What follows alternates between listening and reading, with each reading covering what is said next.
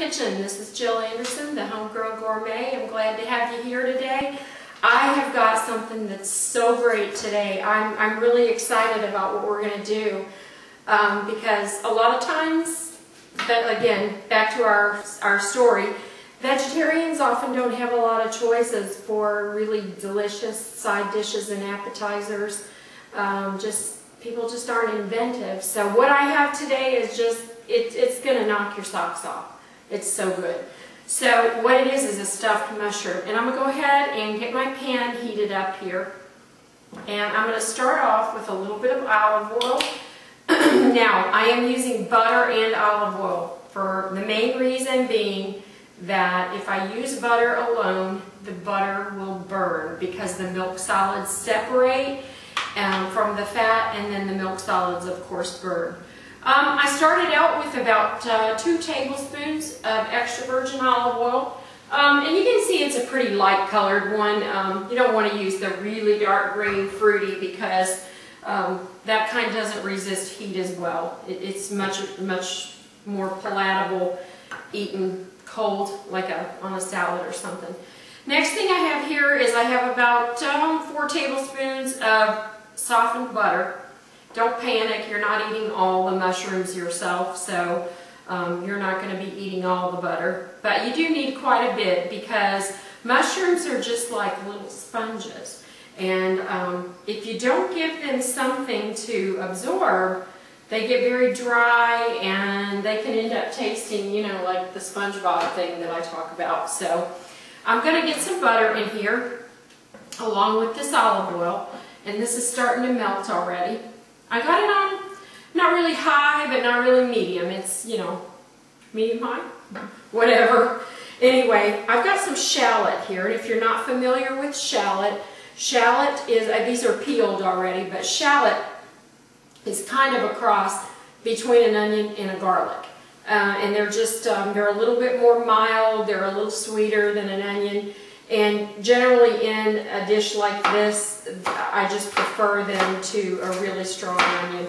And I've got most of my shallot already minced here, but let me get this other one. And I've minced them pretty fine, but you know, you don't have to like kill yourself because they're actually, you know, as they cook, they're going to get finer. So I'm going to get those into the hot fat and get those started in there. And then the next thing we need is garlic. I'm handicapped without garlic. I really am. I can't do anything without it. So I'm going to get the garlic and I'm going to chop it relatively fine. One thing I do find in petite little bites like this is it's, no matter how much you like garlic, it is just not cool to bite into a great old big hunk of garlic. So you kind of do want these to be, you know, pretty fine. You can always paste them too. Sprinkle a little salt on top of them. Use the side of your knife and grind it down into a paste. But for the purpose of this, they're going to cook in the butter and the olive oil, and they're going to be fine. So let's get those just about maybe one more little chop through there. I can smell the shallots already, and they smell very good. Now one of the things we're going to use in this dish is going to be some fresh spinach. Now, that's not to say that you cannot use frozen spinach, and frozen spinach would be organic frozen spinach. I do want to stress that because spinach is, if you're familiar with what's called the dirty dozen, spinach is way up high on the dirty dozen, and we don't mean dirty as in soil on them. We mean, when we say dirty, the most pesticide residue. So I'm going to let these start to kind of soften up in this butter and olive oil while I chop some fresh spinach. Now, like I said, you feel free, of course, to use frozen spinach. It's not a problem. But since I have some fresh farm-raised organic spinach, I'm going to use it. And you can see I've washed, dried, and I kind of wrap it in a damp towel that extends the shelf life for you. It keeps it fresh for, you know, longer than just a day or two. And you can look at it, it's gorgeous. So I'm just going to kind of give it a roll like this. And I'm going to mince it. Now, were you to buy the frozen chopped spinach, you would need to thaw it and squeeze out the water out of it, because if you leave the water in, you're just going to have a watery appetizer. So I would say altogether, I'm probably going to go about a cup to a cup and a half of finely shredded spinach leaves. Now you're also going to want to base that on the amount of mushrooms that you're using. But if you take a look off here to the right, you will see that I have a large amount of very, very large mushroom caps, about 14 I think. So let's get the spinach in here with the garlic and the shallots, and you should smell this. It smells incredible.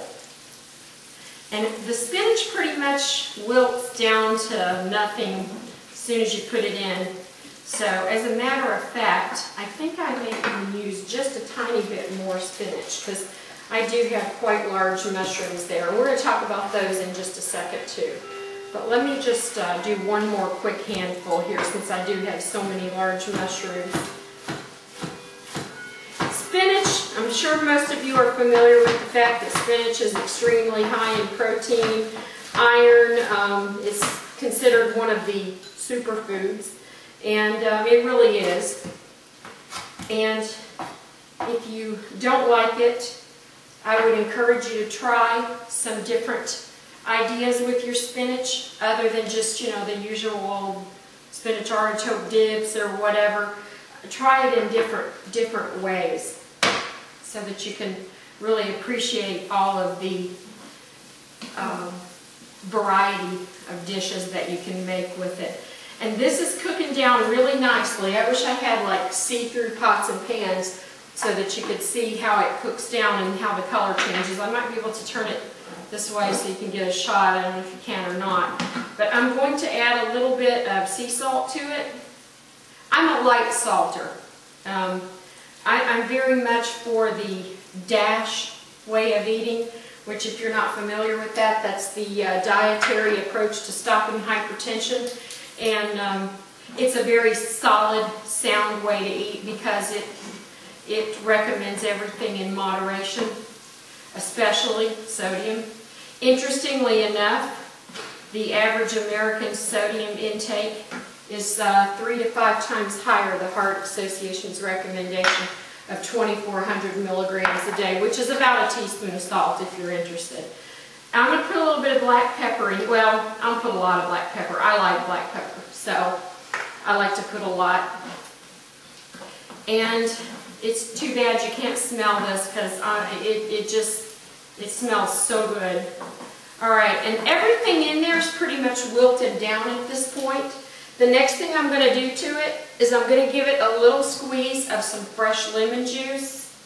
I'm not going to get it all, because I want to save a little bit of it for the end.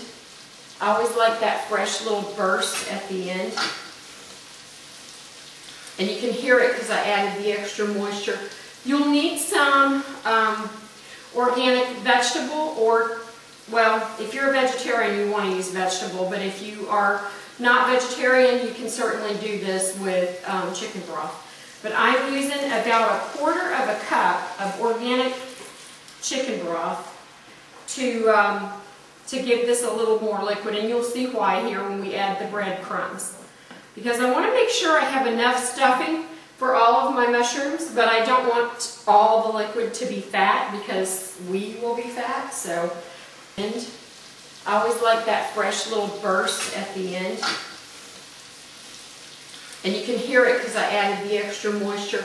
You'll need some organic vegetable, or, well, if you're a vegetarian, you want to use vegetable, but if you are not vegetarian, you can certainly do this with chicken broth. But I'm using about 1/4 of a cup of organic chicken broth to give this a little more liquid, and you'll see why here when we add the breadcrumbs. Because I want to make sure I have enough stuffing for all of my mushrooms, but I don't want all the liquid to be fat, because we will be fat. So, We're going to do that. And now I have here about 8 ounces of Italian seasoned breadcrumbs. And again, these are organic. You need to watch some of the commercial brands because they are loaded with hydronic